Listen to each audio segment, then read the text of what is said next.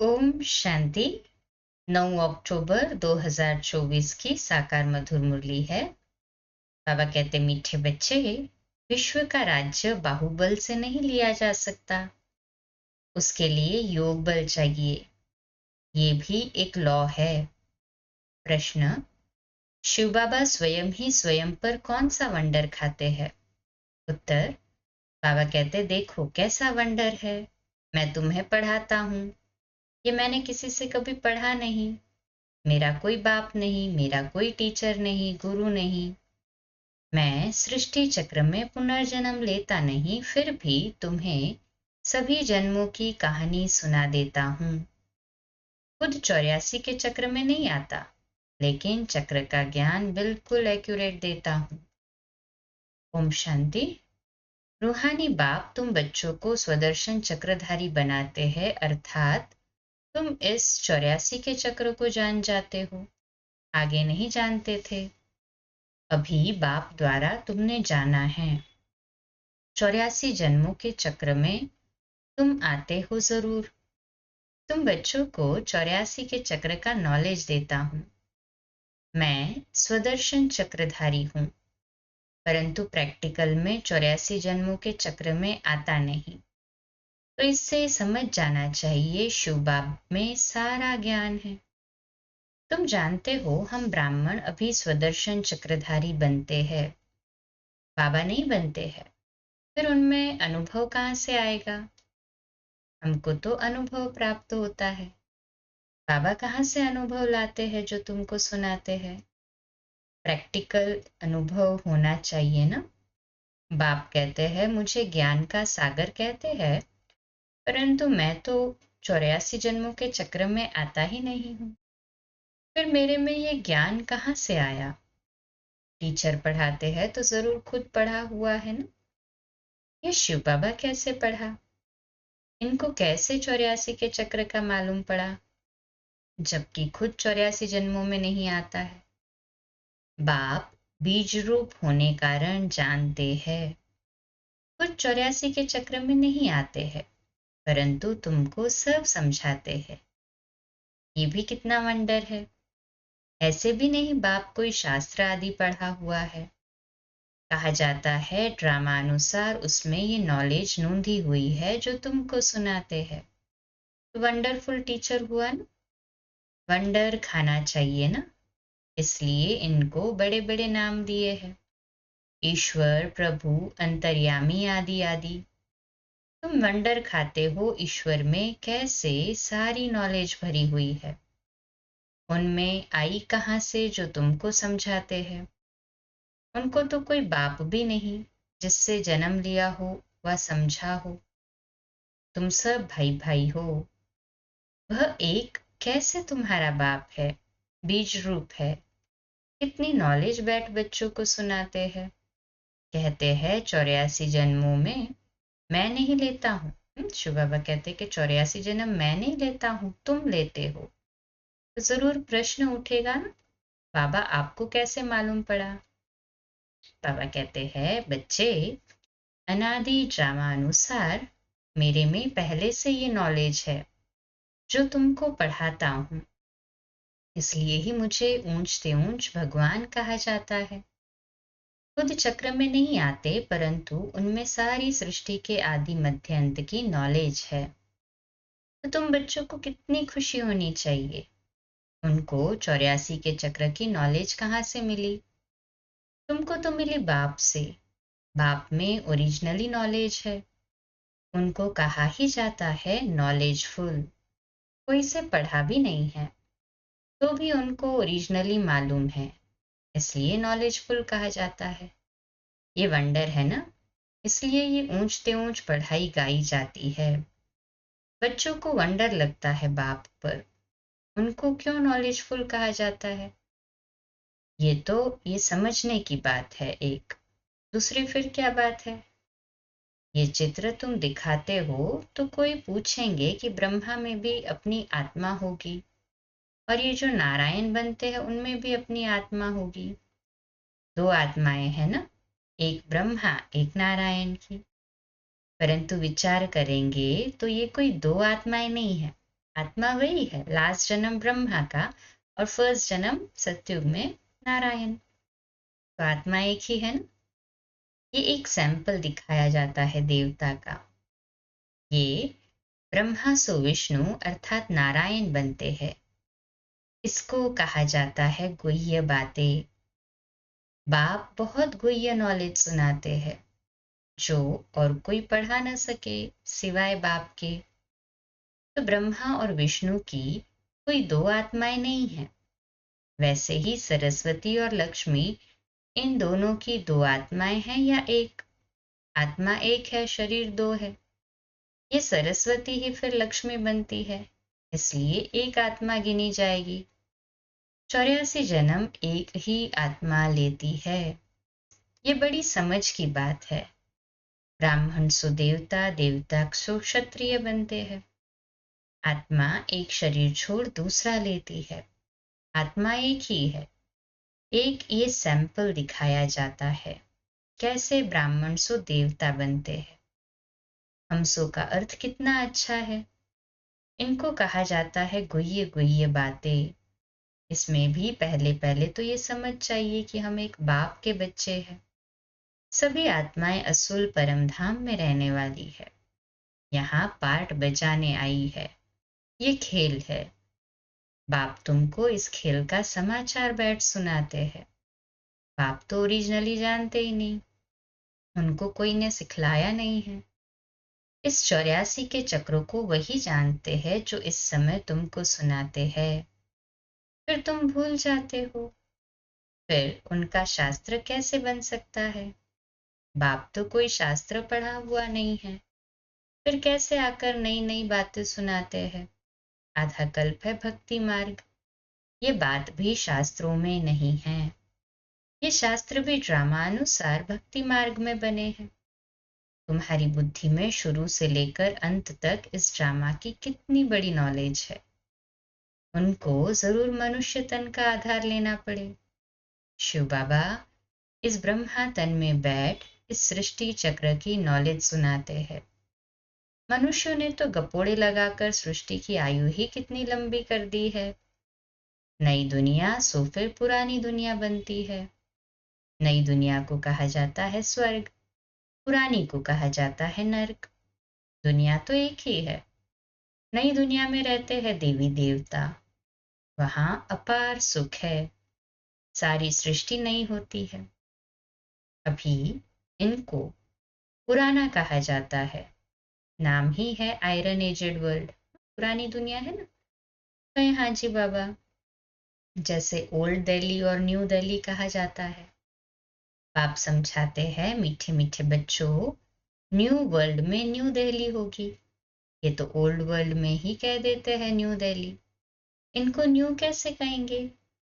बाप समझाते हैं नई दिल्ली में, हाँ नई दुनिया में ही नई दिल्ली होगी।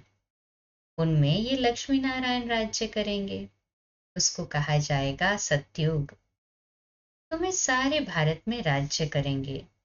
तुम्हारी गद्दी, बाबा कहते तुम्हारी गद्दी जमुना किनारे पर होगी। पिछाड़ी में रावण राज्य की गद्दी भी यहाँ ही है। राम राज्य की गद्दी भी यहाँ होगी। नाम दिल्ली नहीं होगा, उसको परिस्तान कहा जाता है। फिर जो जैसा राजा होता है वह अपनी गद्दी का ऐसा नाम रखते हैं।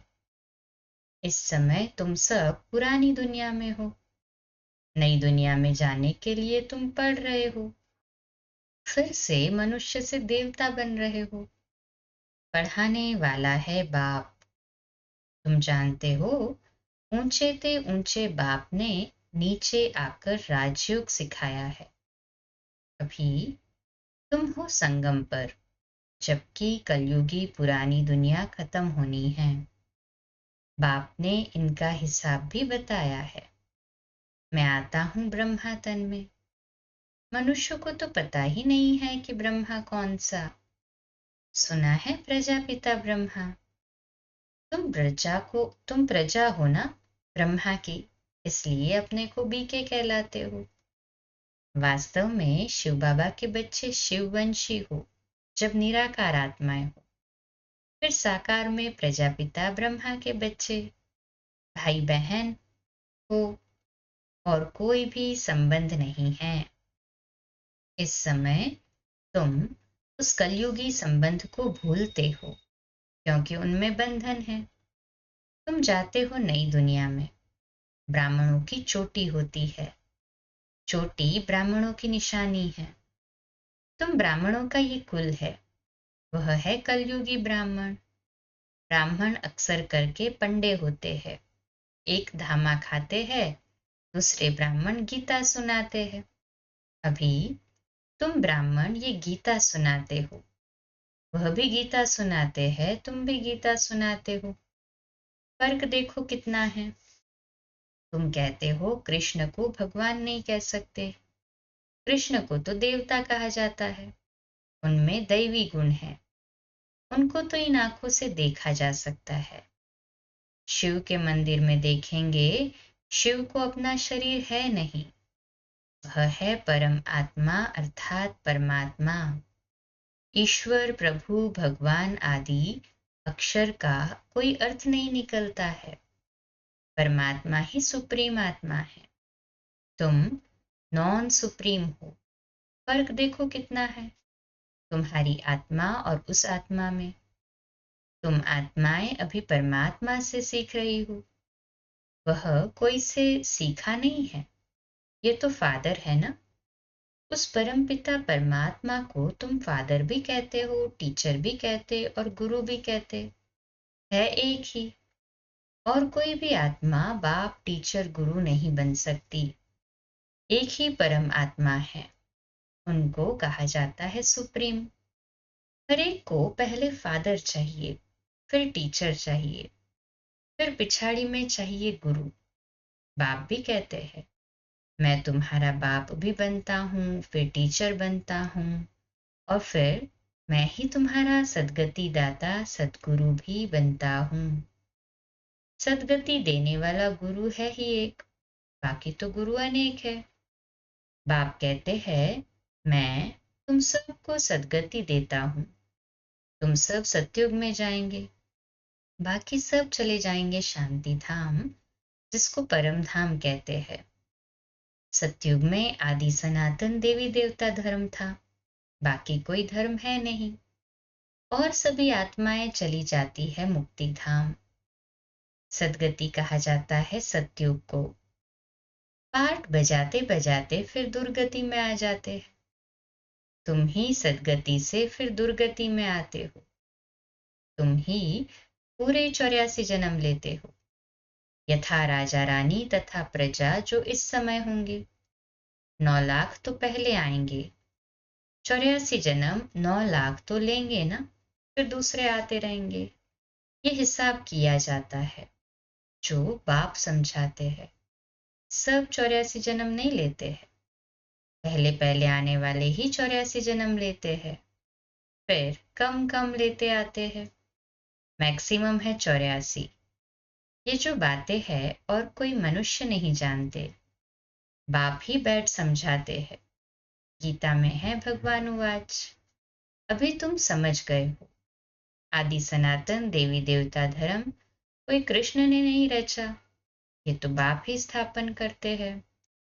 कृष्ण की आत्मा ने 84 जन्मों के अंत में ये ज्ञान सुना है जो पहले नंबर में आया है। ये बातें समझने की है, रोज पढ़ना है। तुम स्टूडेंट हो भगवान के। भगवान उवाच है ना, मैं तुमको राजाओं का राजा बनाता हूँ। ये है पुरानी दुनिया।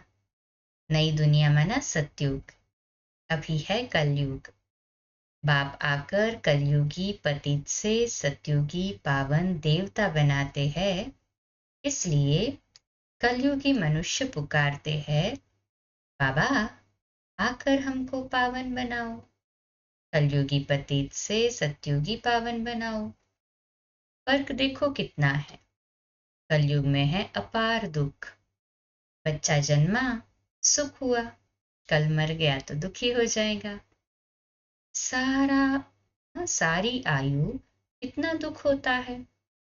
यह है ही दुख की दुनिया। मेजॉरिटी तो दुखी है ना। अभी बाप सुख की दुनिया स्थापन कर रहे हैं।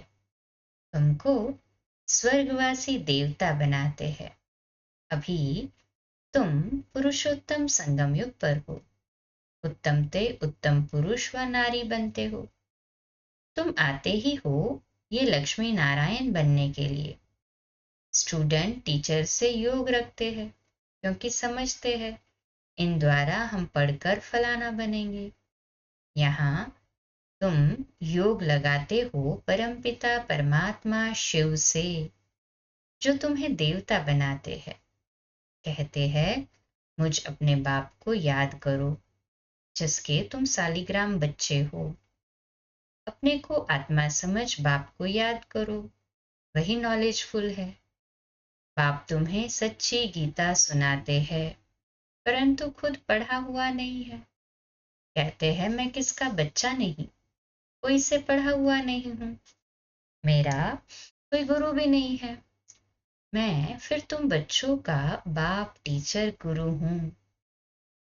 उनको कहा जाता है परम आत्मा। इस सारे सृष्टि के आदि मध्य अंत को जानते हैं। जब तक वह न सुनावे तब तक तुम आदि मध्य अंत को समझ न सको। इस चक्र को जानने से तुम चक्रवर्ती राजा बनते हो ना। तुमको ये बाबा नहीं पढ़ाते हैं, इसमें शिव बाबा प्रवेश कर आत्माओं को पढ़ाते हैं। ये नई बात है ना। ये होते ही है संगम पर। पुरानी दुनिया खत्म हो जाएगी। किसकी दबी रहे धूल में, किसकी राजा खाए, किसकी चोर लूट जाए। सफल उसी की होवे जो धनी नाम सब कर जाए। बच्चों को कहते हैं बहुतों का कल्याण करने लिए, फिर से देवता बनाने के लिए ये पाठशाला म्यूजियम खोलो, जहां बहुत आकर सुख का वर्षा पाएंगे। अभी रावण राज्य है ना। राम राज्य में था सुख, रावण राज्य में है दुख, क्योंकि सब विकारी बन गए हैं। ये है ही निर्विकारी दुनिया। बच्चे तो इन लक्ष्मी नारायण आदि को भी है ना, परंतु वहां है योग बल। बाप तुमको योग बल सिखलाते हैं। योग बल से तुम विश्व के मालिक बनते हो। बाहुबल से कोई विश्व का मालिक बन न सके, लॉ नहीं कहता। तुम बच्चे याद के बल से सारे विश्व की बादशाही ले रहे हो। कितनी ऊंची पढ़ाई है। बाप कहते हैं पहले पहले पवित्रता की प्रतिज्ञा करो। पवित्र बनने से ही फिर तुम पवित्र दुनिया के मालिक बनेंगे। अच्छा, मीठे मीठे सिकिलते बच्चों प्रति माता पिता बाप दादा का याद प्यार और गुड मॉर्निंग। रूहानी बाप की रूहानी बच्चों को नमस्ते। हम रूहानी बच्चों की रूहानी माता पिता बाप दादा को याद प्यार, गुड मॉर्निंग और नमस्ते। वाह बाबा वाह, शुक्रिया बाबा, शुक्रिया। धारणा के लिए मुख्य सार है पहली पॉइंट, कलयुगी संबंध जो कि इस समय बंधन है, उन्हें भूल स्वयं को संगम योगी ब्राह्मण समझना है। सच्ची गीता सुननी और सुनानी है। दूसरी पॉइंट, पुरानी दुनिया खत्म होनी है, इसलिए अपना सब कुछ सफल करना है। बहुतों के कल्याण लिए, मनुष्य को देवता बनाने के लिए ये पाठशाला व म्यूजियम खोलने हैं। आज का मीठा वरदान, बाप की आज्ञा समझ मोहब्बत से हर बात को सहन करने वाले सहनशील भव। आज का सुमन है, मैं सहनशील आत्मा हूँ, मैं सहनशील आत्मा हूँ। है ना सभी सहनशील? कहे हाँ जी बाबा। बाबा कहते कई बच्चे कहते हैं हम राइट है, फिर भी हमें ही सहन करना पड़ता है, मरना पड़ता है। लेकिन अंडरलाइन करें, ये सहन करना व मरना ही धारणा की सब्जेक्ट में नंबर लेना है। इसलिए सहन करने में घबराओ नहीं। कई बच्चे सहन करते हैं, लेकिन मजबूरी से सहन करना और मोहब्बत में सहन करना, इसमें अंतर है। बातों के कारण सहन नहीं करते हो, लेकिन बाप की आज्ञा है सहनशील बनो। तो आज्ञा समझ मोहब्बत में सहन करना अर्थात स्वयं को परिवर्तन कर लेना, इसकी ही मार्क्स है।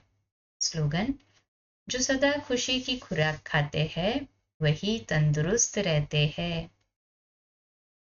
आज का अव्यक्त इशारा है, अंदर में जो भी पुराने भाव स्वभाव का किचड़ा है उसे परिवर्तन करने के लिए सच्चाई और सफाई का गुण धारण करो। मनसा वाचा कर्मणा तीनों में बनावटी रूप न हो। सच्चाई अर्थात जो करे, जो सोचे वही वर्णन करे। ऐसा जो सच्चा होगा वह सबका प्रिय होगा। सच्चे पर साहेब राजी होता है। अच्छा, कम बोलो, धीरे बोलो, मीठा बोलो, सत्य बोलो, सोच समझकर बोलो। निमित्त भाव, निर्माण भाव, निर्मल वाणी। आज का नया दिन आप सभी को मुबारक हो, मुबारक हो, मुबारक हो। शुभ दिवस। ओम शांति।